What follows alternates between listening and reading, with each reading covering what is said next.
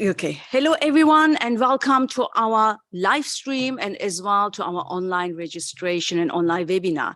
And it's all about women, it's all about women in trade and how we can actually achieve the gender equality within trade, specifically post-COVID, because there's a lot of impact in terms of inequality, in terms of information, in terms of upskilling, and moreover, opportunities.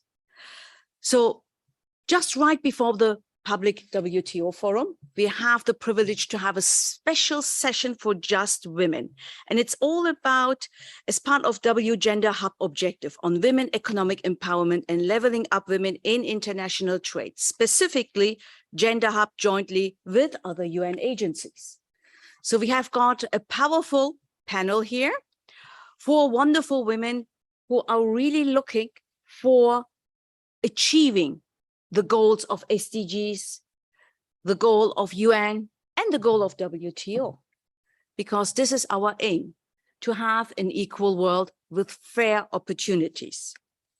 And prior to the coronavirus disease, even the pandemic, nearly 2 billion people across the world were already living in fragility. And the pandemic was exacerbating the vulnerability of women specifically. And this is what we see nowadays. Women are suffering more than men. Unfortunately, this is a fact. And how we can, as UN agencies, as individuals, as international organizations, contribute to have a better world, a safer world. It's me, it's Julia Kurt. I am the Executive Vice President of International OVID, Organization Women International Trade. We are the enablers to open the market gateway for women all across the world. Again, and the same aspect of supporting, fostering, giving information, access to even investment, and giving them all the means that they need to even accelerate in trade. And let's face it, if women are empowered, they empower their own community. They empower what? As well, their kids. What does this mean? It really contributes to education. It contributes to the women. It contributes to the family and to the community, the country's growth and education level. And that's what is so important for us. And we strongly believe that with union comes strength, and the more we have all together, united, the more powerful we are. And we can see that as well at the moment. The world needs to be a better place. That's what we see, and that's what we are also really supporting and also warring for.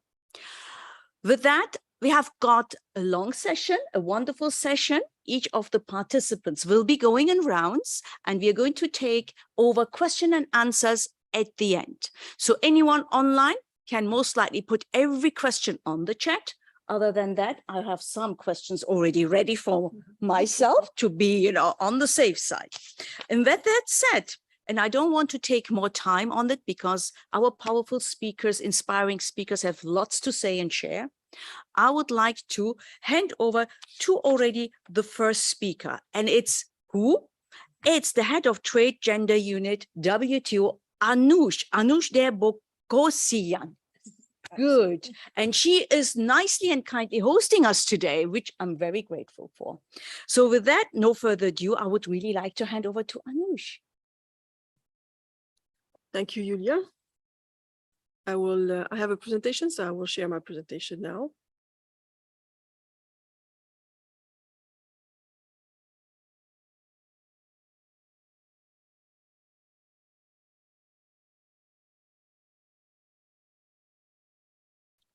Right.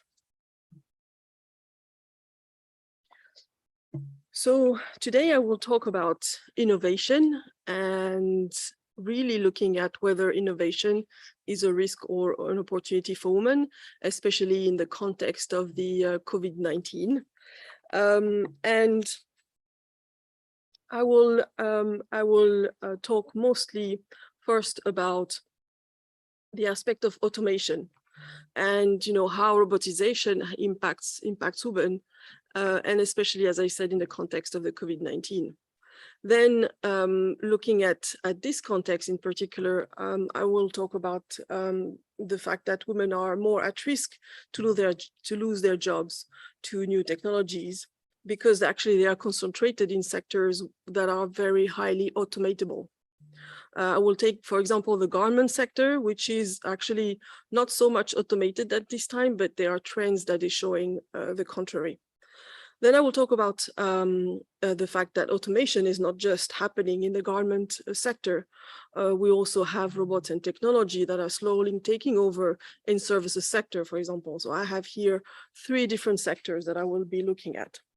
Then moving away from automation, I will go to digitalization and also show that digitalization also carries some risks for women. And then lastly, I will say that, and Julia mentioned education, I will say that lack of education is really preventing women from benefiting from innovation. So first, I would like to say that automation is really moving at an exponential pace. It was growing before COVID-19. It's also growing and accelerated post-COVID-19. We see that companies may view industrial robots as more reliable than humans in the context of a pandemic, for example. Certain types of robots are already seeing their sales increase exponentially. And so we see, for example, that since 2010, the industry of robotization is moving forward. Between 2013 and 2018, installations of industrial robots increased by 19% annually and globally. Today, in 2021, 3 million industrial robots are operating in factories around the world at an increase of 10%. This trend is going forward, is moving up, and about 2 million of new industrial robots will be installed worldwide by 2024. And the question here is why?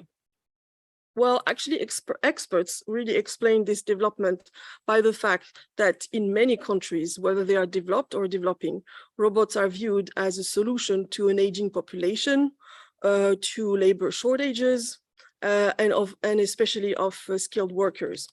So in the context of the COVID pandemic, industries also may see this new technology as an essential tool to mitigate economic risks due to the pandemic and reduce their costs.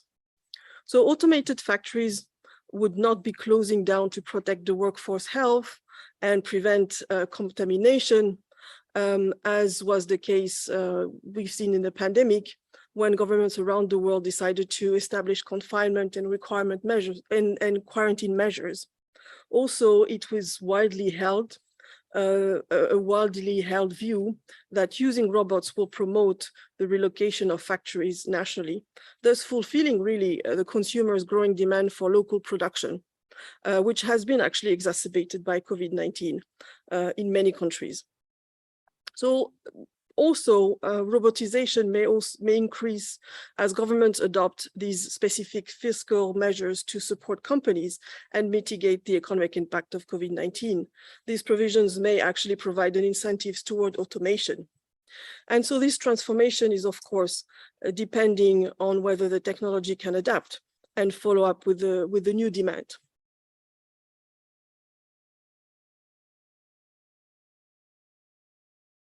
So in this context, women actually are more at risk to lose their jobs to new technology because they are concentrated in sectors which are highly automatable. Women are vulnerable because most are working in these sectors and they have a low level of education and they are low-skilled workers. And so this would prevent them from accessing any higher skilled opportunities that robotization may provide. So for them, automation means going back to poverty, possibly to the informal sector, with the risk attached to it. We see that in many different recent studies, whether it's from the IMF, from the World Bank, from the ILO, coming out of the US or the UK, we see that women's jobs are more at risk of being automated than men. For example, according to the World Bank, 66% of all jobs in developing countries are at risk of being replaced by robots and artificial intelligence. And according to the IMF, in the next 20 years, about 26 million of jobs held by women are at risk of automation. So we see these trends also at the regional level. According to the ILO, we see that there is a risk of loss of employment due to automation by 2040 in the 5 ASEAN countries. And 61% of female workers may lose their jobs because of new technology. So some sectors are moving more rapidly towards automation than others. We see in the last decade, obviously, the car industry or the electrical or electronic sectors have been driving this growth. And these are areas where few women work. But this sectoral focus is really changing, and the automation is already catching up in other sectors where women work the most, including in the health, garment, hospitality, distribution and retail sector, agriculture sector, and BPO sector. Most of these have actually already been heavily and negatively impacted by the COVID-19 crisis. So adding the new technology element to that will be even more dire for these women that are working in this sector. I will take the example of the garment sector. Well, actually, experts have been really debating whether automation is a loss or an opportunity for women. And we see that from the industry of the robot industry or the automation industry, we see that actually the sector is one of the least automated among all the different sectors at this stage. But experts argue that, because experts argue that the job of a seamstress, for example, is too delicate for a robot, and then there are low risks that they would be replaced, that women would be replaced. But actually, technology is really adapting fast. And they really offer better targeted solutions to the industry, to the garment industry. We see, for example, that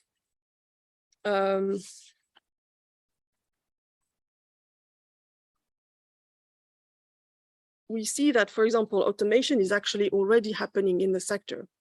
In the recent years, we see, for example, a giant sportswear company have developed entirely automated shoe production factories, including 3D printing technology, and limiting the time of production of a shoe to 1 day, in comparison to 3 months if this is a woman that is making the shoe.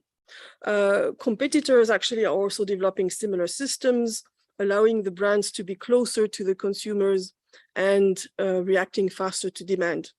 In the US, robotics companies have designed a robot which is called the Subot, equipped with technology that can copy the gesture of a seamstress.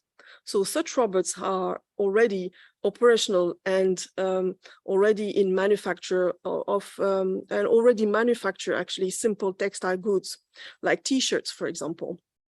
We see that such a robot is estimated to produce 17 times more t-shirts than a garment worker. So that's quite big. So I have other examples. We see already in Bangladesh, for example, that many factory owners are turning to automation, especially since the 2013 collapse of the Rana Plaza. If you remember, at the time there was a big accident and many workers were killed. And so factories are being automated, reducing the workforce in some places by 2/3. So, and if we look at the garment sector again, we see that globally women represent 68% of the workforce. 68%. It's quite amazing. So that would mean about 60 to 75 million people work in this textile, clothing, and footwear sector worldwide, and 3/4 are women.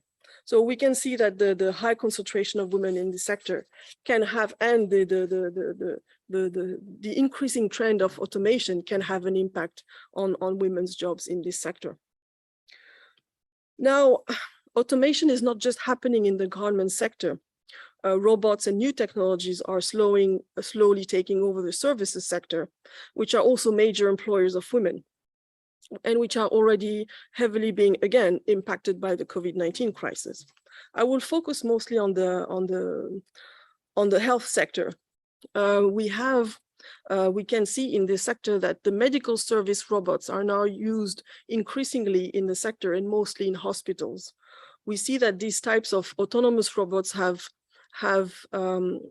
seen their sale grow by 50% in 2018, which is quite a huge number.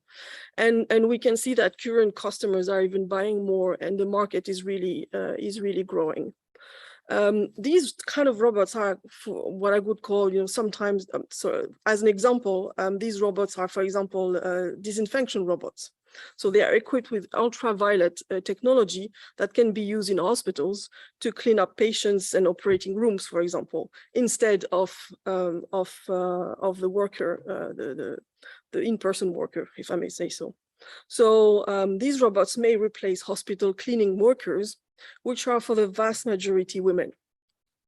Hospitals cleaners have been already working in very precarious conditions, especially in the context of COVID-19, and without or limited access to protective equipment. So, and their jobs is usually very undervalued socially and economically, whereas they play actually an essential role in keeping patients and health workers safe, as they are preventing diseases to spread. And so will they lose their jobs in the long term because of COVID-19 or any other future pandemic? Most of these women are low-skilled workers, and these access to new technologies preventing them, and the fact that they are low-skilled, this is preventing them from accessing opportunities that can be created by automation. There are other sectors that are also impacted, services sector that are also impacted by these kind of cleaning robots. We can extend these to cleaning airports, offices, schools, or factories. Again, most of the cleaners there in those sectors are women. We also have this similar example in the distribution and retail sector. We've seen that women have been working as cashiers, and they could face the loss of their job due to automation. You see that in these big distribution centers, that cashiers have been replaced by these automatic payment machines. Actually, you also, I'm sure, seen that sometime, in some countries, you can go into a store, a food store, without and go in and out without paying, and you pay automatically with your card. The whole place is equipped to have automatic access to your credit card. So you are going in, taking your stuff, going out, and you've already paid without any counter off. You don't need any cashiers, in-person cashiers to take the payment. So we've seen that these trends are kind of really developing. In the hospitality sector as well, we've seen that because of COVID-19, we've seen that most of the, for example, in the restaurants, we've seen that restaurants have been installed, for example, self-ordering kiosks or digital menu boards. And this is also limiting the encounter of the customer with the waitress. And then that means that the waitress will have maybe less tips, or would be less involved will have less work to do. And so eventually that could grow into having less of probably less of an economic value for the restaurants. Of course, these are just possibilities at this stage. We see these trends that are coming up, and they've been accelerated by COVID-19. But at this stage, we don't know exactly how things will evolve on the medium or long term, actually. Now, I would like to turn to digitalization. And I would say that digitalization also carries some risks for women, as well as automation does. And I will look at the e-commerce, virtual shopping, and augmented reality. Currently there is a demand from consumers, which has been also fostered by the COVID-19, to have access to these new technologies. For example, we see in South Korea, consumers online using this augmented reality and also sort of trying a clothes or tasting makeup on their faces virtually, before they can buy it online, actually. So there's no interaction whatsoever with any shop assistant using these new technologies. This is very easy for the consumer, and there is demand. There is demand for this, and of course, this has an impact on the shop assistant, which is just there or physically, not so much interacting with consumers well when they use these new technologies. We can see also that digital medicine is also part of these trends. Actually, I've been painting a very gloomy picture here, but I can say that maybe digital medicine can be actually an opportunity for women and for female entrepreneurs as well. We can see, for example, that women don't have access to healthcare due to gender bias often. So digital medicine can give them a better access. Also, it can be an opportunity for women entrepreneurs in innovation. But actually, the fact that despite many different success stories of women entrepreneurs in these sectors, there are few of them that are really flourishing because the industry does not really invest in them. In 2019, only 9.7% of investor funding was going to women-led health tech startups, so it's quite low. So just to finish my presentation here, I would just like to say that we've seen these trends, and we see that these trends are impacting women because they are often in these low-level, low-paid, low-skilled jobs. And again, here, it's all about education. And we see often that women don't have access or lack access to education or to how do you say that, to capacity building programs, training programs, vocational training programs. And we see that often in the garment sector that reskilling and digital literacy programs are often focused towards men because men go to these technical colleges more than women. But, again, here to be on the positive side, we can see that trade policy has solutions to address these issues and this access to education. We see that in the domestic trade policies and aid for trade program, which most of them are focusing on building women's capacity and more building their digital skills, actually, and their digital literacy. We see that also in gender provisions in free trade agreements that focus a lot on education and access to education. We can see that, for example, there is this, we have gender provisions that that also focus on digital literacy and also access of women and girls to education in science, technology, engineering, and mathematics. Just, I would like to now conclude in one sentence, saying that basically women's needs must be included in any policy solution, that is, if innovation is to work for women and countries' growth. Thank you very much. So thank you very much, Anoush. This concludes this first presentation. And as I heard as well, some kind of a bit of a black tableau, shall we say, we've got some opportunities here. So I've got some questions, but I put them into later. Just to be agile and flexible is important for every woman as well, to upskill and also take advantage of what is offered by any type of association. Because of that, just give me 1 minute, because I saw, some question and answers on the webinar here, to asking the team, is there any questions or answers? Because I see 4 comments here that we shall answer immediately. Just to check in that we don't miss out the people who are registered online and participating online. If not, we can continue. No?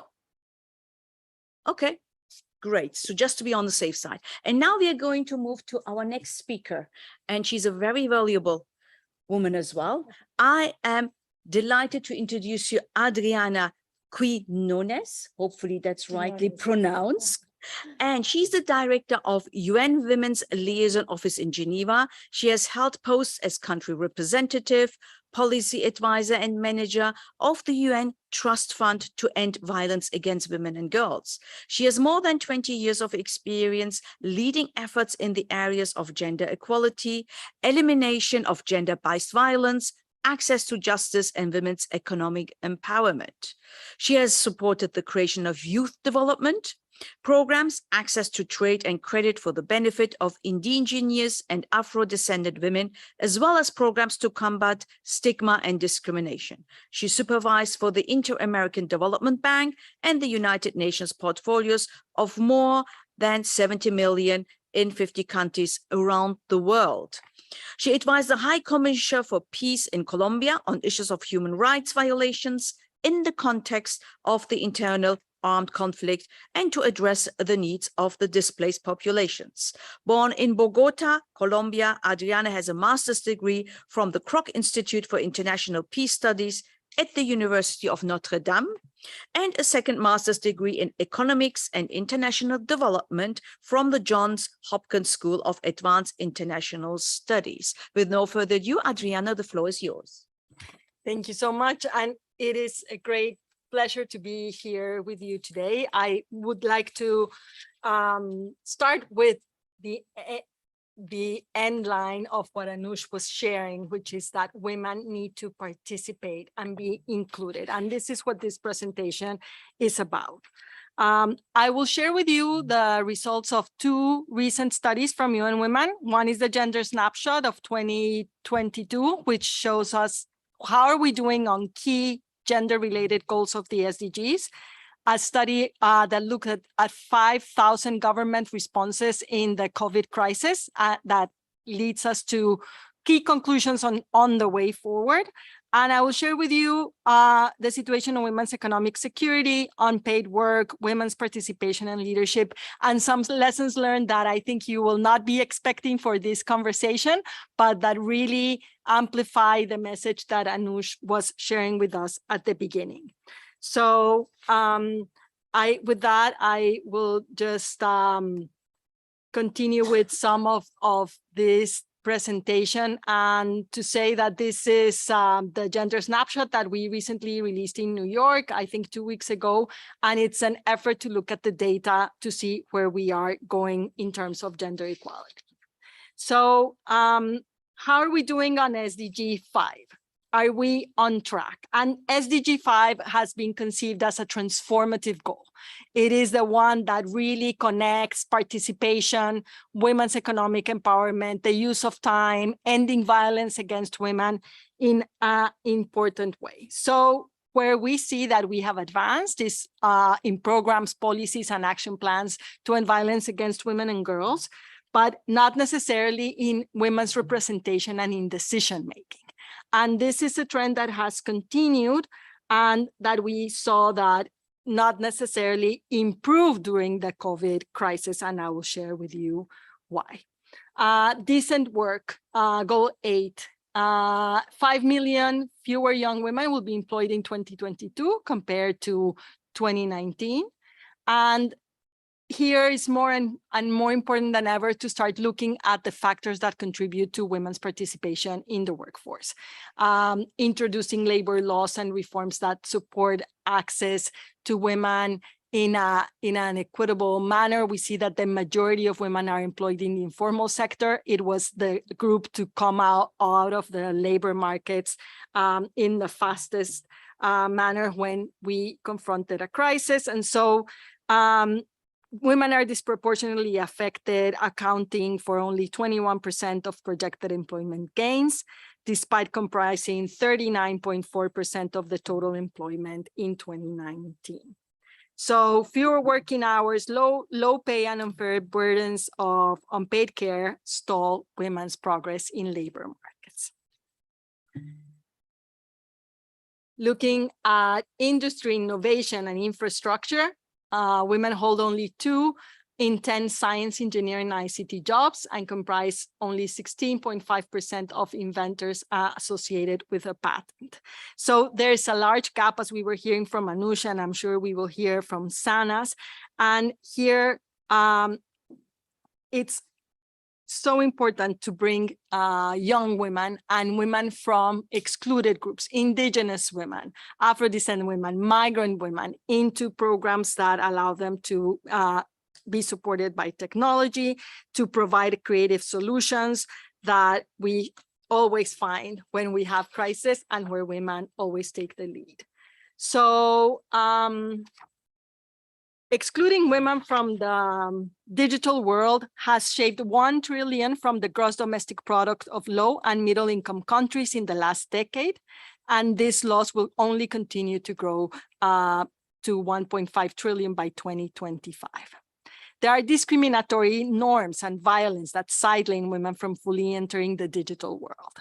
So let's not forget, let's not only focus on the markets, but all the social structure that allows women to participate or not. So I would like to share with you also very quickly the report on COVID responses to the crisis. And it looked at 226 countries and territories during the first 18 months of the pandemic to see how the governments have reacted and responded. And overall, we see that there's insufficient attention to gender dynamics and significant cross-country variations, but some opportunities where we saw innovations and quick responses to the needs of women and girls. So this study really looks at what governments can do, how they responded, what were the risks. And we, of course, know that violence against women, women's economic insecurity, and rising unpaid care demands were the issues that mostly affected women. So in this tracker, we see that, and we launched this tracker in September of 2020.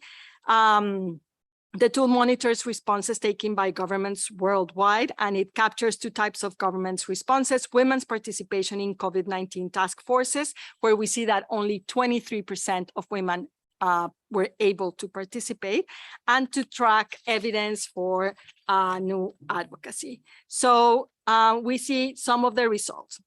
1,605 gender-sensitive measures across 196 countries. 2/3 of these measures were adopted between March and May of 2020. More than half focused on responding to violence against women and girls. And across more than 130 countries, only 7% of the task forces achieved gender parity. So inequalities in women's leadership really affect the outcomes of the response by many countries. It's clear that women's economic security and unpaid care were not prioritized. Out of over 3,000 social protection and labor market measures, only 13% prioritized women for receipt of support, and only 7% addressed rising unpaid care demands in the form of family leave or emergency childcare. And despite of the massive rollout of social protection measures, the rapid assessment that were conducted in 32 countries by UN Women found that only 10% of women reported receiving cash relief, compared to 16% of men. 60% of countries did not take one single measure to support unpaid care, and only 30 countries launched training programs, rehiring schemes, and other labor market activities to support women and women, especially women heads of households. The pandemic has had a detrimental impact on women's economic security. There's a loss of jobs, there's a loss of earnings, and there will be an increase of women living in poverty. So social protection and market measures have shown evidence of supporting populations to not fall back into poverty. And of course, countries in Europe, Northern America, Australia, and New Zealand register some measures that have kept a majority of people in the labor markets. But we see here in the developing world how Latin America had the highest social assistance and labor market and social insurance schemes, something that we will need to complement if we are to include women in different new markets in trade, new occupations, so that they can really join these new opportunities. Unpaid work, women are spending 3.2 times more, as many hours than men on unpaid care and domestic work. So it means we will need a social change. We will need a shift of responsibilities if we want to include women in the labor market. More than 2 million mothers left the labor force. And during the pandemic, 61.5% of mothers in OECD countries said they took on most of all the additional childcare work, compared to 20.4% of fathers. So government responses were uneven and inadequate. 60% of countries did not take a measure to support unpaid work. 7.3% of all social protection labor market measures addressed unpaid care work. So it's a very small number. And almost 62% of care measures were taken in Europe, Northern America, Australia, and New Zealand. So here we see a measure of unpaid work that we know it's limiting women's political participation, earning a new title, getting to a different job. So these are all things that where if we really mean that women should participate and be involved and integrated, we need to take into account. However, I want to share with you that we had in Africa, women informal traders who brought their children to the markets. They faced stigma and harassment due to the perceived risk of health and had to manage distractions, were disrupted in working hours and lost earnings. And in some other places, children were explicitly banned from markets, which lets us know that still many situations are not allowing women to really benefit. But in Cabo Verde, government launched a program targeting older persons and alone attending one of the country's day centers. In Bosnia-Herzegovina, employers were ensuring that a working parent could stay at home. In North Macedonia, single parents or one of the parents under age of 10 could work remotely. So there are some examples, but they're few, and we need to take them to scale to see the change that we want to see. So I don't want to take very long. I want to invite you to read these studies in more depth, but what I do want to share with you is that strong democratic institutions are critical for an inclusive gender response, that women's participation and leadership, including the trade sector, is a key driver to gender parity. Countries with more robust public policies and social protection systems had a head start when the crisis hit and can respond to the challenges that women face in the trade sector. And digital tools that sustain feminist activism online and enable rapid rollout of support. Also, real-time data on the gender impact of crisis works to mitigate situations that are critical. So what this means is that in those countries where we have a strong women's movement, as we're seeing now the news, more and more challenging situations around the world, where we have strong women's movement that can advocate for public policies that include women, the response is going to be better and more sustainable and durable. So when we look at new markets, new opportunities, we also need to look at all the enablers for women and for women to be included in labor markets so that we can tell hopefully a better story by the end of 2030. Thank you. Thank you so much, Adriana. This was a real great insight. And thanks very much for sharing the wonderful reports and the results, the outcome of it, and some suggestions. And I heard social mindset shift. I heard about lots of things that we can do, and also the reality about the countries and how they responded to actually the COVID pandemic situation, which was not so positive. So thanks very much, Adriana. Let's move to our next speaker, and that's going to be Sanaz Javadi Farahzadi. And she is a lawyer, a lecturer, a mentor, and international advisor to United Nations agencies, European Union, governments, academia, private sector, on technical assistance projects on intellectual property. She's absolutely an IP expert, international trade and gender equality in Europe, Middle East, Africa, and Southeast Asia. Have been with World Intellectual Property Organization, Swiss Federal Institute of Intellectual Property, South Center, UNIDROIT, UNCTAD, International Trade Center, Graduate Institute Geneva, Cambridge University, and Women in International Affairs. Vice President of Organization Women International Trade Geneva, and a part of the ITC Mentorship Program for Women and in International Affairs. So, Legal Network Manager, as well as in Legamat in London and UK. And with no further ado, I hand over to Sanas. Thank you so much. Thank you so much for the introduction. Thank you so much. Oh, thank you. Thank you so much, Anush, for providing this opportunity to us to be a part of this panel. And I have to mention, I have the privilege to be a part of WTO Gender Research Hub since last December, last year. And so I would assume that this panel is quite timely. As Adriana mentioned, what's happening around the world. And I would like to mention to the Iranian women, being Iranian, coming from developing country, what's happening in Iran now, the women movement, and what we need to do for women. And I hope what women are doing in Iran now would trigger the change in the rest part of the region and the world. As Adriana mentioned, democratic institutions are necessary for achieving gender equality and women empowerment. And when women are deprived from their basic rights, it's really difficult to talk about empowering women in economic scale or international trade, or for me, being major part of my work, working on intellectual property aspects of empowering women.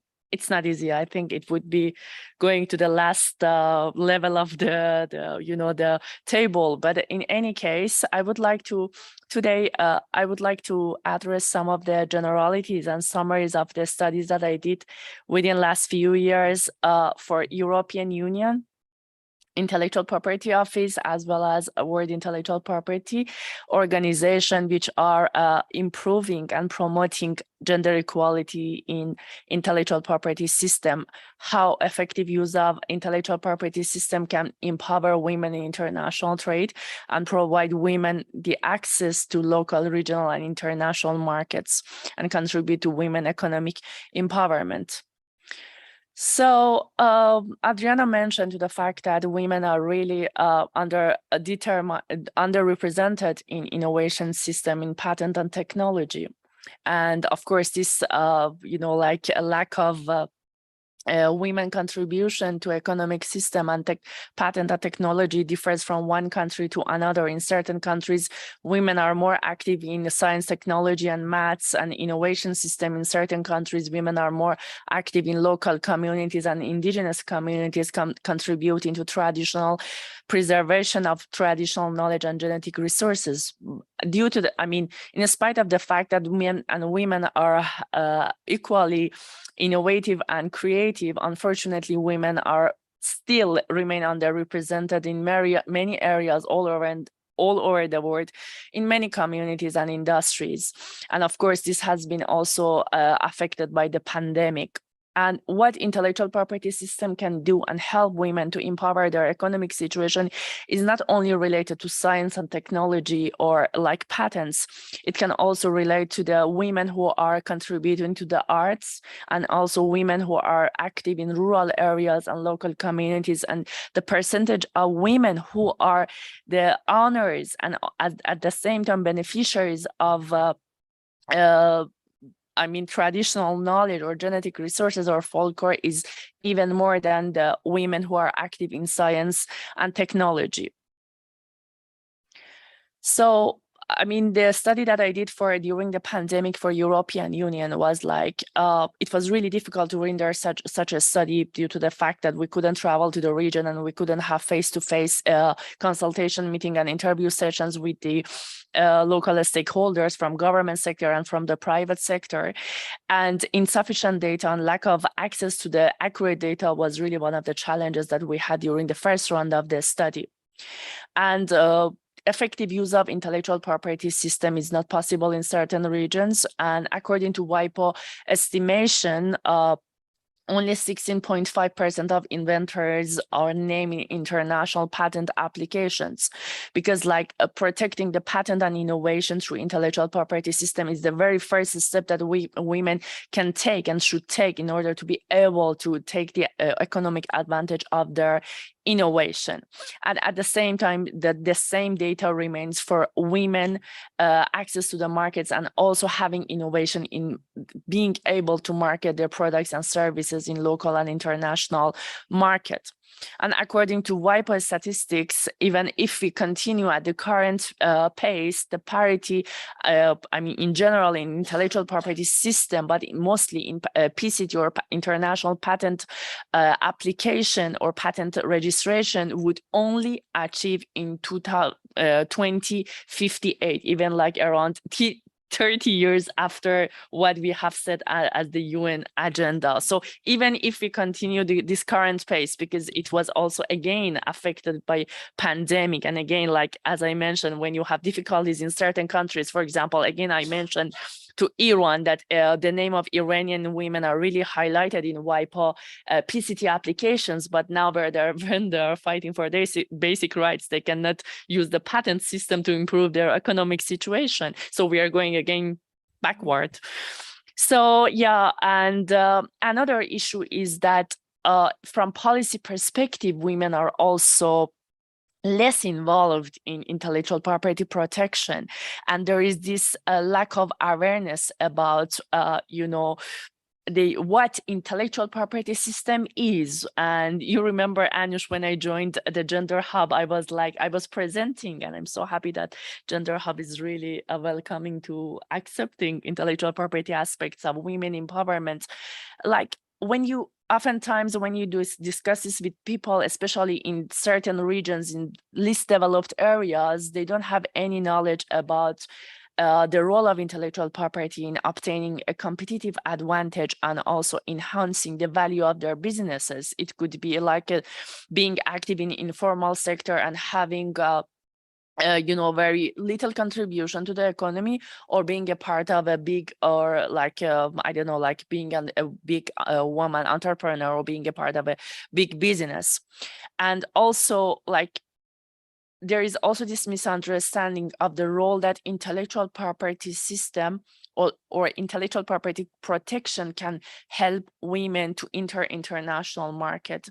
There is this lack of understanding and lack of knowledge that women think that, okay, once, even if they have the knowledge, the basic knowledge about the legal protection of their businesses through effective use of intellectual property system, when you discuss with them, they have this lack of awareness about IP rights, and they don't know that, for example, if they want to enter international market, they have to have international protection of their rights rather than the local level. So they don't know this, how they can enter international market through intellectual property system.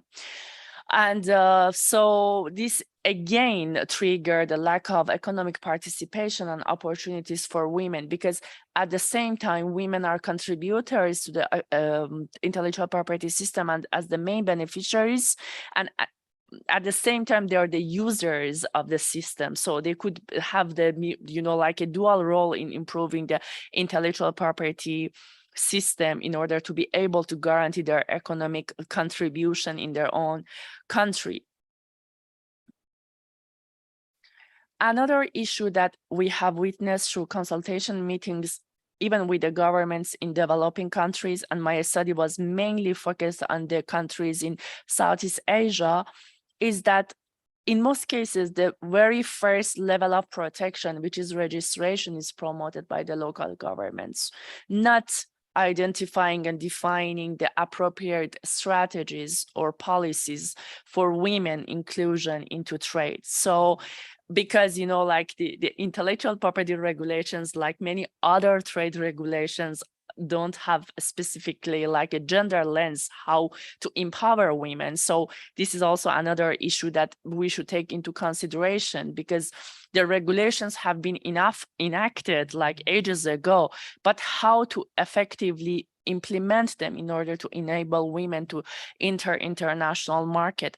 And what is really important is that enabling women in international trade, not only through intellectual property registration or the very first stage of protection, but also developing relevant strategies for women so that they are enabled to maintain this right, monitor their rights, either in local or international market, and they're also able to enforce their rights. Because in some cases, you can also see that women have the basic IP rights. For example, they have protected their brands, but they don't know how to implement their rights. So this is also another issue that we have to take into consideration. I don't want to go to the basics of intellectual property system, that you can have the innovation aspect and technology aspect. You can protect your trade secrets and confidential information. Again, women are not aware of this part of the protection either. Copyright issues, traditional knowledge, and genetic resources. And I can say that protection of traditional knowledge and genetic resources is also another important aspect of intellectual property system, which is less developed compared to the other aspects of intellectual property system. So in the absence of effective IP laws, or the IP laws which have gender lens, of course, the creative work can be infringed upon and copied really easily. And one of the issues that I interviewed women in Far Islands, in Philippines, or in Vietnam, or in Cambodia and Laos, and they really have this issue of counterfeiting products, and they cannot enforce their rights in an appropriate manner because there is no access to lawyers in their own countries, or their legal services are really expensive, or they don't even have the basic knowledge how they can enforce their rights. So this is why some organizations like WIPO or European Union Intellectual Property Office have come into play in order to provide funds to women so that they can protect their basic rights. So as I mentioned, there is still a lack of IP awareness when you discuss intellectual property system importance with people, even with local stakeholders, like either from government sector or from main beneficiaries, private sector. They don't have enough knowledge about intellectual property system. Some parts the knowledge is zero, so you have to provide awareness raising. In some parts, as I mentioned, they have the they have some knowledge about intellectual property system, but they are not able to use it in an efficient manner, because in certain cases it's limited either to registration or limited to certain IP rights.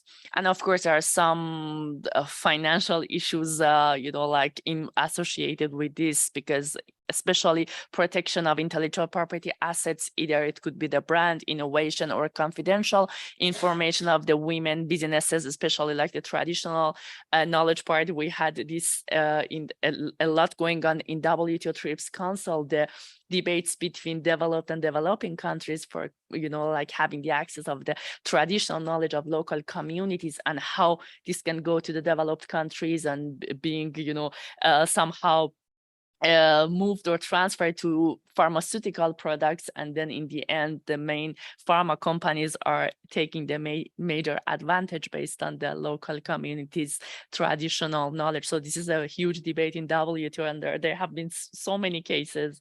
And when I was working with the Swiss government, one of the major part of Switzerland contribution to that WTO TRIPS Council was about like this liaising between patent and innovation side together with the traditional knowledge side. And also, as I mentioned, there is like lack of specific provisions empowering women, or there is not enough IP regulations in place in order to help women to improve their business competitiveness. So, and also when you discuss this with women, especially in rural areas, are coming from very far places, they have even lack of, access to digital literacy or literacy in general, and they don't. They assume that intellectual property system is really complex and difficult for them to understand. So there's still a long way to go, and there are not so many studies that develop based on this. There's just few initiatives happening in WIPO. Now, and also European Union Intellectual Property Office developed this study for the very first time. Only this has happened in Asia region, not even in Africa or some other regions. And the study was focused on the female and male dominated sector and providing the analysis on which sector is using intellectual property system more effectively. So this project is as a part of, like the partnership of European Union with ASEAN Secretariat, and under the, the work program of Intellectual Property Office of European Union. So the objective of this study has been, we presented this study a few months ago together with WIPO.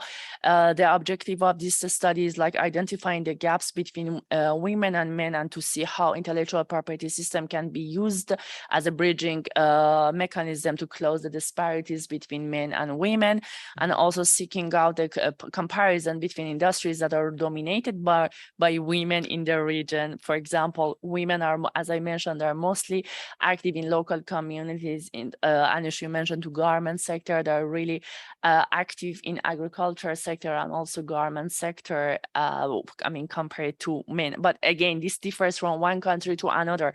If you compare Cambodia, Laos, and Vietnam, or certain regions in Thailand, the use of intellectual property system is different from Singapore, because in Singapore, the economy is more developed, and they can have women can have more access and more protection to patent and technology side. And also the raising awareness about the gender aspects of micro, small, and medium-sized enterprises and creative sectors, and promoting benefit of intellectual property protection to provide, which is provided to community-based industries led by women. And of course, we had a lot of contribution from different UN agencies and international organizations to the study. And also, like, some of these, organization, they have already a women leadership initiative themselves. So this is exactly the picture that I have taken before pandemic in Cambodia, interviewing with women producers in South Cambodia. They were pepper producers, and when you just mention to pepper, you might think that, okay, this doesn't have enough economic value. But when you discuss this with women and you see how intellectual property system and branding of the product could help women to enter international market and enhance their business competitiveness and improve their economic livelihood in the region, because this region in South Cambodia, in Kampot, it's a very touristic area now. So there are so many investments there just because of the mere protection of one single agriculture product. So yeah, so there is still a lot to discuss, and I don't have much time, I know. So as I mentioned, the women in ASEAN are mostly active in at least the countries that we did the analysis. It was like Cambodia, Vietnam, Thailand, Philippines. They are mostly active in maintaining indigenous knowledge and promoting indigenous industry. And in many industries across the region, traditional knowledge is mainly held by women, and affecting patterns of access, use, control, and also resulting in different perception and priorities for the innovation and use of these industries, impacting the way which indigenous knowledge is disseminated, documented, and passed on to future generations. So yeah, these are again the examples of like this garment sector. So again, like the, in certain regions, this is from Brunei Darussalam, that is textile industry, how improve the women's situation in the region. And we also had the analysis of the IFC study on the, women, the project for women in Vietnam and Indonesia in coffee sector.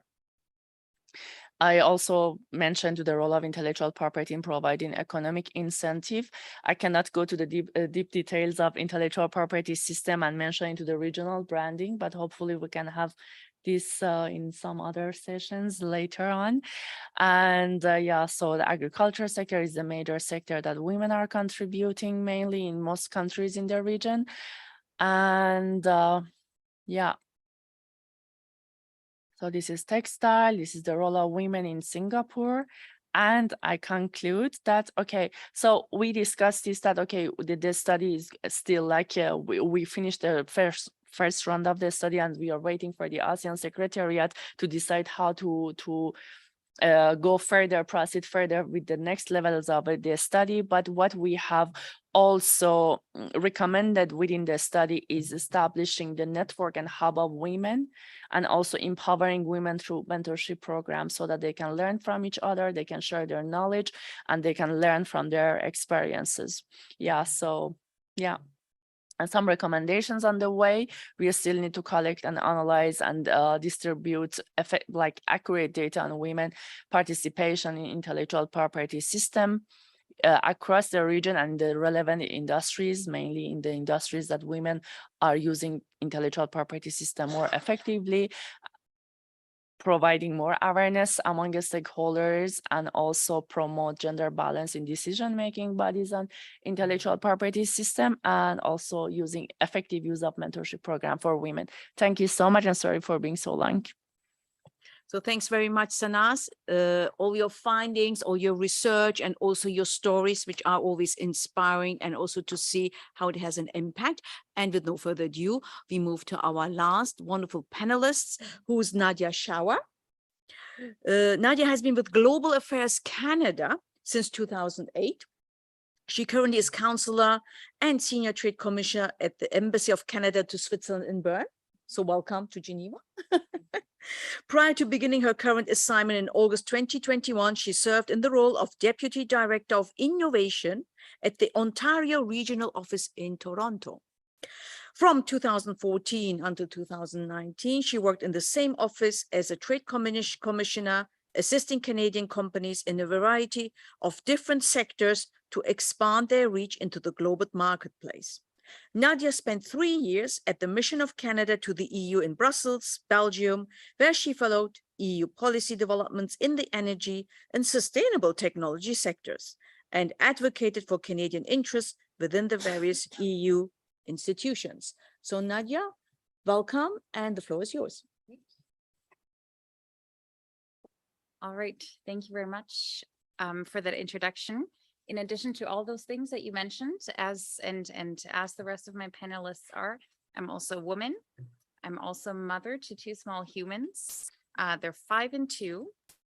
And the last 2 years, COVID specifically, have been some of the more challenging, let's say, of my life. I had my daughter a few weeks actually into the pandemic back in 2020. My son was home from daycare. You know, the year was sort of a whirlwind of my maternity leave, which I realize is very generous. Then finding out the news that we were coming to Switzerland, organizing a cross-Atlantic move with my family, arriving, getting settled, you know, all the germs that you have in the first year back from the COVID life. We were sick 100 times in the last year, I think. And through it all, I had a supportive spouse, but I also have a really supportive employer, who is the government of Canada. So I'm really excited to talk about this today. And you know, there's some things that can be done more, and I think they've been highlighted by the last few speakers. But I am proud to share what Canada has been doing in this regard. In 2015, I'm not sure if this made the news over here. Canada had previously had a conservative federal government. A liberal government was elected. Our then and now Prime Minister Justin Trudeau announced his new cabinet. And a reporter, after he announced it, and he had made the point to say that it's 50% women, and actually female reporter asked him, why do you think it's important that your cabinet be gender balanced? And his response was, well, it's 2015. And that, you know, that was on the news everywhere. And that brought that whole question of gender equality to it. Now it's 7 years have passed, it's 2022. And when I, you know, preparing for this, when I thought back to that day, like, oh, A, it doesn't feel that long ago, but B, what has changed? I feel like you would still be asking the same question today. And I know 7 years is a pretty small amount of time, but it's still 7 years. And for women, and especially our girls, I feel like, you know, we could have done more with that time and can do more in the future. And during UNGA, the UN General Assembly, I was scrolling through Twitter and I saw a tweet from UN Women saying, here's a list of the top 10 countries that have achieved gender equality. And it was just the numbers and no countries behind it. And that was really striking because none have achieved it. And, you know, Canada, I'll launch into a good news story, but let's be real, we've also had our own challenges. Continue to have nearly 2 women in Canada live in poverty. COVID has had the same types of effects as we've seen worldwide in Canada as well. Women lost more jobs, recovered less, spend 1.6 times the amount of time on unpaid work relative to men as we do. In fact, during the pandemic, Canada's female unemployment rate was set back by 30 years. The World Economic Forum report, the Global Gender Gap Report 2022, said it will take 132 years to reach full parity. I'm paraphrasing, there's more behind it. You know, we've made advances, but especially with COVID, that has set us back because the gender gap was set to close in 100 years. Now it's 132. Just a few weeks ago, I virtually attended the We Advance 2022 Gender Equality Report for Switzerland. It was an excellent event. What did I learn? I learned that if we continue, we being Switzerland, if Switzerland continues at the current pace, it will take another 100 years until we get there. And to me, I mean, we're in Switzerland. This is you know, we always have this line, oh, for the 11th year in a row, Switzerland has been voted the most innovative country in the world. If this is happening in the most innovative country, you know, what are the chances for the rest of the world? But let's focus on some good news. The Canadian government has done quite a few things over the last few years, and I'm happy to tell you about them. In 2016, the Canadian government implemented a feminist foreign policy. And this means that we believe that promoting rights-based, open and inclusive societies is an effective way to build a safer, more sustainable and prosperous world. And all people, regardless of their background, ethnicity, gender, or intersecting identities, should fully benefit from equal participation in economic, political, social, and cultural life. And this does come from a place of humility because we recognize that we're not perfect in Canada. We have a lot still to work on as well in terms of systemic inequalities, racism, and discrimination, especially as it comes to Indigenous peoples in Canada. Some of the examples of what we've done since 2016, we've issued a series of sectoral policies and initiatives advancing our feminist agenda, notably Feminist International Assistance Policy, the Second National Action Plan on Women, Peace and Security, our Trade Diversification Strategy, and our defense policy, which is called Strong, Secure, Engaged. And because the focus here is trade, and that's what I focus on in my job, that's also what I'll focus on now. And for those that don't know, Canada is a trading nation. Trade accounted for nearly 2/3 of our economy and supported nearly 3.3 million jobs before the pandemic. About 98% of all businesses in Canada are small and medium enterprises. That's not surprising. I think that's the same across a lot of the, I don't know, developed world at least, and I'm sure the world actually. The propensity in 2017, the propensity for all SMEs in Canada to export was just under 12%. And it was actually, the gap had been closing over, so this was from 2017, between 2011 and 2017, the gap had been closing. And women-owned SMEs were very close to that same number. However, the gender gap reemerged somewhat in 2020, probably because women, you know, in taking more of the unpaid labor, childcare, whatever needs there were when the pandemic started, they had to take a step back from exporting. And why is it important to address these issues? It's not just a feel good, do good type of reason, but there's actually money behind this. According to a 2017 McKinsey report, advancing women's equality in Canada could add 150 billion to our country's GDP by 2026, or a 0.6% increase to annual GDP growth. And we've looked at ways to reach gender equality through special measures, such as bilateral trade agreements, which has been mentioned, efforts we're making in multilateral fora, as well as specific business development mechanisms that we're doing with directly with our women exporters. And we are committed to advancing gender equality. And in 2017, we signed our first ever trade and gender chapter as part of the free trade agreement. And that was the revised Canada-Chile FTA. In our revised Canada-Israel FTA, we did the same thing, and will endeavor to do so in future free trade agreements as well. Excuse me. That's sort of on the bilateral front. There's more, I won't go into details, but on the multilateral front as well, in August 2020, the ministers of trade from Canada, China, and Chile signed the Global Trade and Gender Arrangement, which aims at improving women's access to economic opportunities by removing barriers to their participation in trade. A few additional countries have joined since then, because it's an arrangement, not an agreement, it's non-binding, and we are encouraging other countries to sign up for this as well, to make a statement that we are committed to gender equality.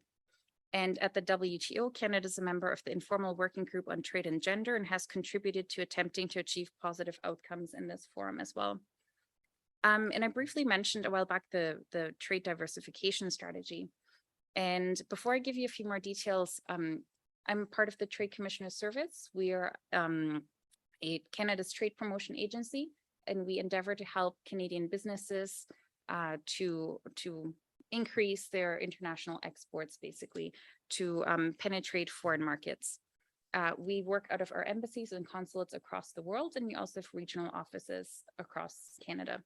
So we're fairly well presented.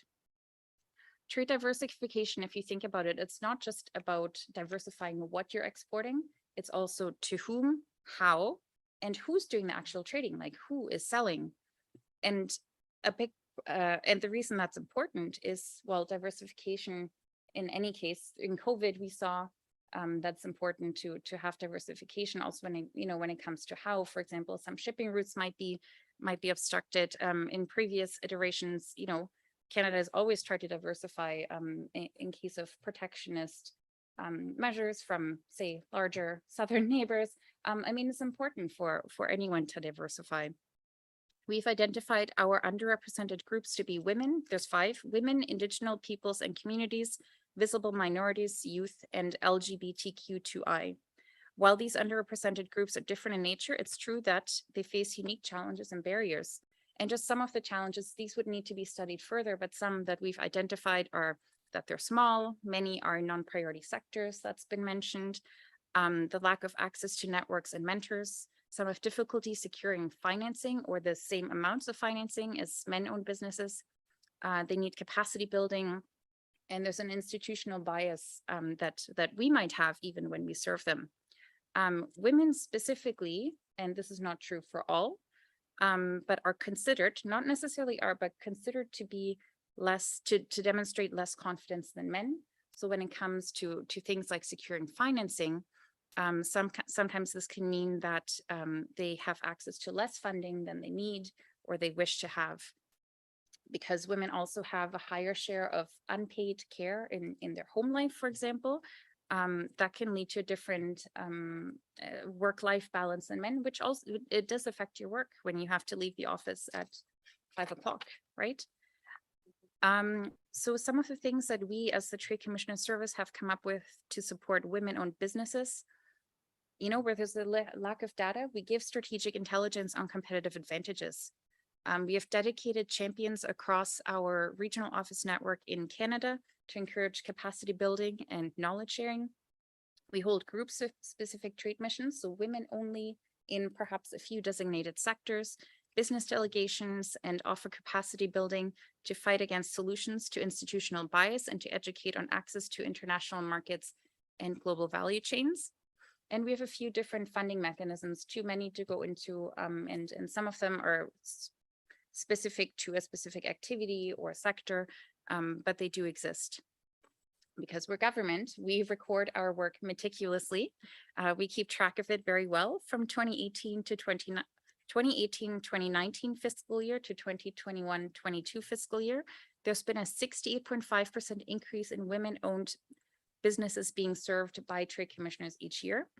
And there's been a 300% change in terms of commercial agreements being signed between women-owned businesses and counterparts across the world. So these, you know, these might be small numbers when you, what, 68% of a total of perhaps 1,200. These are small, but it's a step in the right direction, and it'll have ripple effects for years to come, which shows me that change is possible. What has worked for this specific approach to when it comes to our trade diversification has been working with others. So not working in a silo and really needing to engage, not just even at the federal government, provincial governments for us, our partners like Export Development Canada, Business Development Bank of Canada, all these partners that have a stake in it, needing to work more together and to leverage these connections. And, you know, we can always do more. I think from the Government of Canada perspective, Canada will continue supporting women through various initiatives, including the Women Entrepreneurship Strategy, which has just received additional funding earlier this year. We will build on our feminist foreign policy and will continue to hone in on women exporters and other underrepresented exporters as part of our trade diversification strategy. And I'm proud to have been able to share some of these advances that we have made. And would encourage all of us to continue to reach down, I guess, when, you know, you have the time to mentor someone who's up and coming, to spend that extra time, even on panels like this, to spread the news. And sometimes it might feel like we're talking to ourselves, that we need to do more, but eventually, I mean, if the trajectory is to, on status quo, we'll be there in 132 years, that's not good enough. So I guess we have to double down and work twice as hard, and Canada is ready to do so along like-minded partners and nations. Thank you. Thank you so much, Nadia, for the insights of Canada. And we know Canada is well advanced.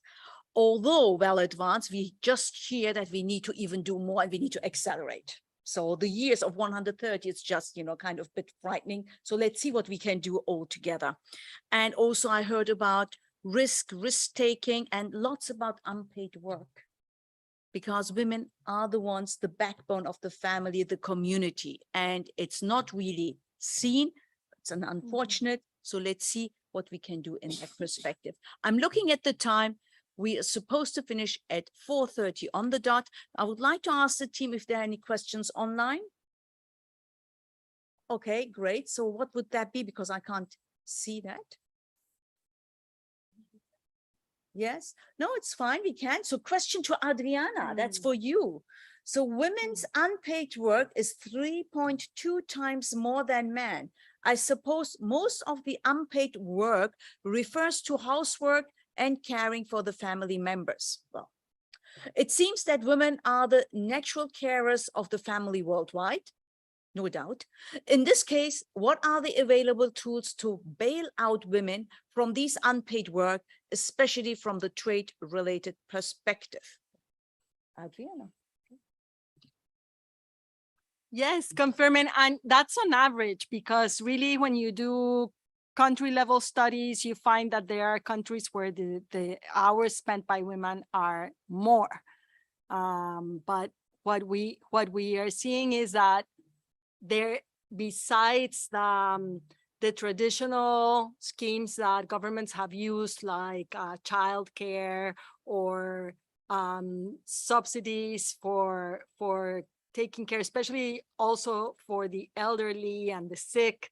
And we saw that the majority of those respondents to the COVID crisis were women, and not necessarily they had the same opportunities at work. They had the same level of pay or grades or protection. We see that there are opportunities in terms of at the community level, organizing care, professionalizing care, so that it's not an informal occupation, but it's a recognized occupation where women can get credit and can be certified, can get better salaries. Also, there are opportunities with cash transfers, but the one that I like the most is when countries are really having men and women use the same paternity leave. That there's the availability of the same time with paid job with protection so that they really take on these family duties. And what we have seen in studies in Asia and Southeast Asia is that when men and boys are more involved in household chores, there is less violence in the family. So it's a win-win situation for everyone. It's also to question how men have been imposed this role of breadwinner and not necessarily having the ability to take care of their kids. So all these policies have really taken a hold in some countries, and we're seeing now a full generation of men who are demanding to stay at home with their children, and we're still hoping to have that kind of opportunity in the developing world. Wonderful. Wonderful. Thank you so much, Adriana. We are getting into the questions here, which is great. So thanks, Jin Wang, for the question. And we've got another one, I guess. Swapnir just asked, women today face many issues, including domestic violence and others. So how we work together and makes it stability and we ahead more prosperous world. So how we work together and make it stable and we ahead more prosperous world. So let's see, who would like to take that question? Is that a comment actually, or is it more like how we can do this? Anyone would take? Yeah, that's good. Anush will take it. Thank you. Yes, well, I think there are a lot of answers in that question, actually, if I may say so. How do we work together? Well, actually, we're here on this panel, and I think this is the great image of how we can work together, from the governmental aspect to the international organizations to the more like, let's say, civil society as well. So I think all the actors should come together and talk to each other, because they have a lot of things to contribute to each other. And this is something that here in the WTO we are trying to foster, to have these discussions actually among international organizations, regional organizations, governments, of course, because they are the members of this organization, as well as civil society. Tomorrow we have the public forum, which is the annual outreach event of the WTO. And this is where all these actors actually come together to talk about trade issues and how trade can support people in general. And we have many discussions focusing on women.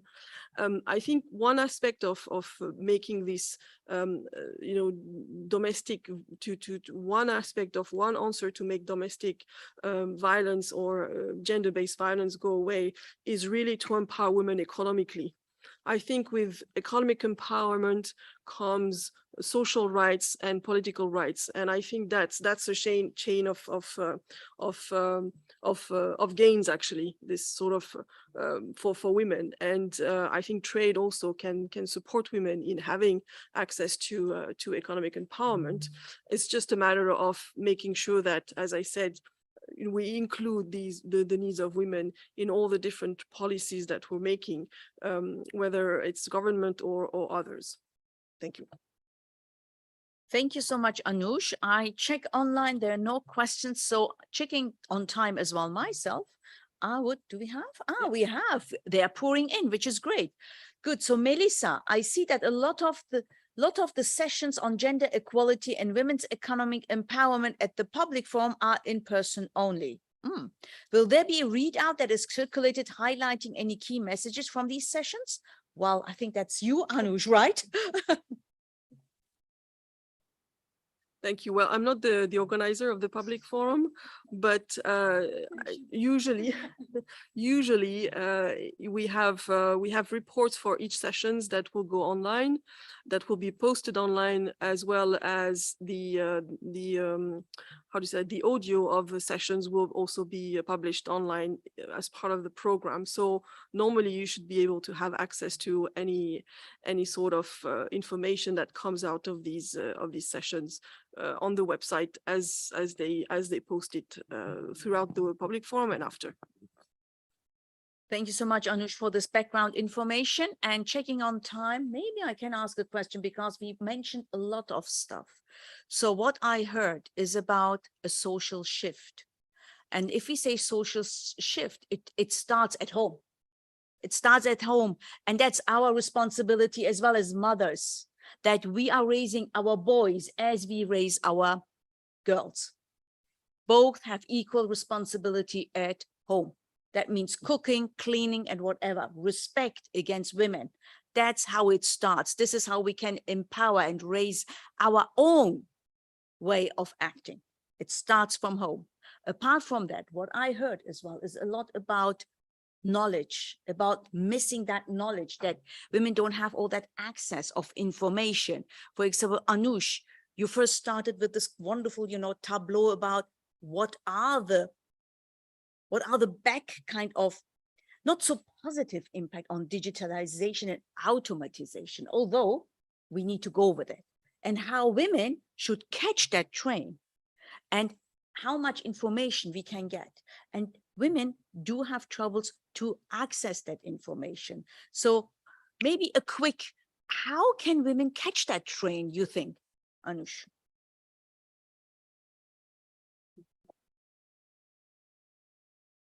That's a big question, actually. I think there is, I would say that there are a few things that can make this happen. I would say that from the government side, actually, to integrate these issues and to integrate, I would say, access to educations, to skills, to literacy in their different policies, not just as part of their education policy, but also as part of the other policies. You can see that, Sanaz was talking about IP policies. Why don't you integrate capacity building program as part of those policies? Trade policy, we can see that already governments are including these programs more and more. They are actually, most of these trade policies focus on building trade capacity for women. So we see that that's one aspect, but it doesn't have to come only from governments, because governments do these things, and then often we see that women entrepreneurs associations, for example, don't know about this.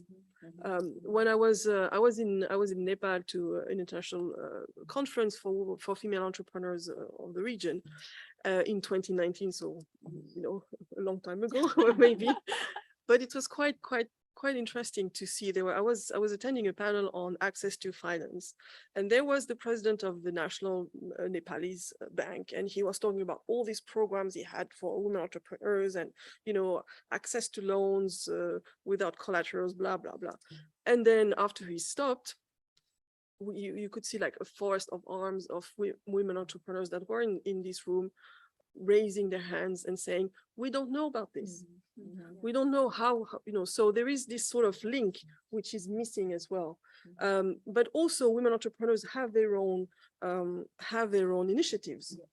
And this is something that also they don't communicate that much to governments, for example, or to other stakeholders that they are working on. So I think it's a two-way thing. Now, how to connect these two stakeholders, that's quite an interesting aspect. And maybe here international organizations or regional organization or even the civil society can be some sort of a connector or a facilitator between those two actors. Lovely. Thank you so much. I really appreciate that. With that, we've got another 2-3 minutes, and I know Sanaz raised her arm. So yes, go ahead, Sanaz. I would like to add one point to what Annie said. I really like this phrase. This is the very first phrase I learned when I started to participate in international negotiations. One size fits all policy doesn't exist. So we really have to customize the solutions based on each country, each region, or even each sector requirements. So you cannot apply the same solutions, I mean, in Switzerland for Southeast, for Nepal, for example. So, and each sector has their own specifications. And another thing that I have seen this in few UN agencies, like public-private partnership, like commissions, committees, so that, you know, like this dialogue can continue between two sectors. So maybe this can also enhance, because as Anush mentioned, like when you discuss this with main beneficiaries of the system, they don't know much. So in the very first place, it's the government role to provide the awareness, but at the same time, international organizations can also play a major role in this. So again, like I really like this network hub creation of the like, and this policy dialogue that different people, different stakeholders from different organizations can come sit and discuss different issues. So I think this is the best way of coordination according to each and every, you know, like project. Thank you so much. And with that, we're coming on the dot. Any closing remarks from any of our panelists? I heard one size fits all doesn't work. So we need to be more customized, thinking about the country, the religion, the background, ethnicities, etc. So thanks very much, Sanaz. Anything from you, Adriana? Closing remarks. Sure. I think the greatest opportunity is when we start bringing the women to places like WTO, where we have all these discussions that apparently don't have anything to do with gender, and they are deciding the lives of so many people around the world. So I thank you, Anush, for all your efforts and for bringing all these panelists together, because we see that this is where women need to be sitting at the table and where we need to be examining all the policies and make sure they're included. Thank you so much, Adriana. I can't agree more. We need to be part of the policies and at the table present. And Nadia. Thank you. Just in a few words, I mean, even, you know, a country like Canada, we have things in place. We can't stop. We shouldn't stop.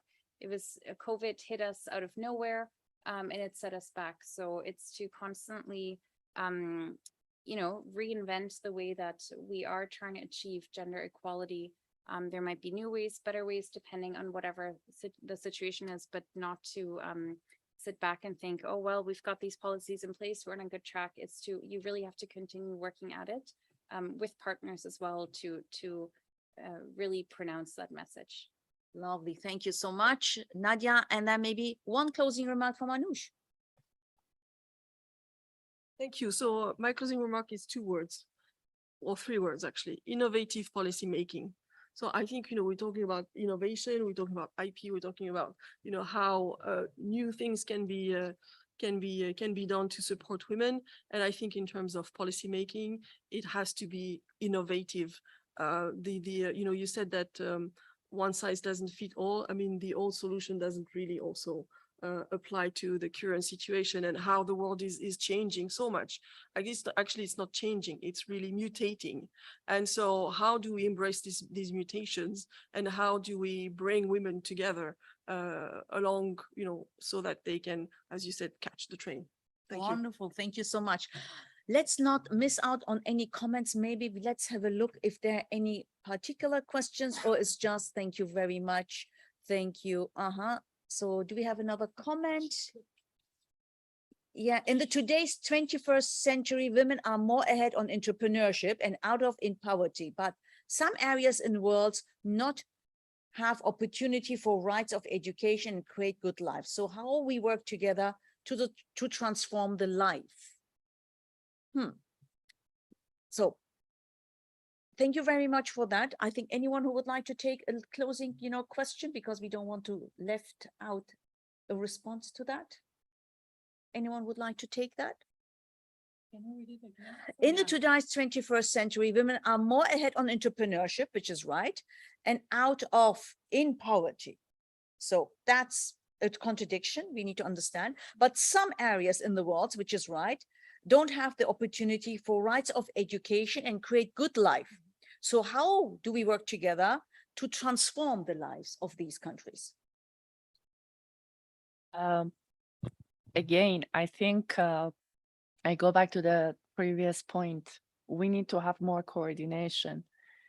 If we leave certain countries behind and isolated, we say that, okay, this country is in pure conflict at the moment, and we cannot, like, we are living in a digital reality. So even in certain regions, there is not enough access to internet.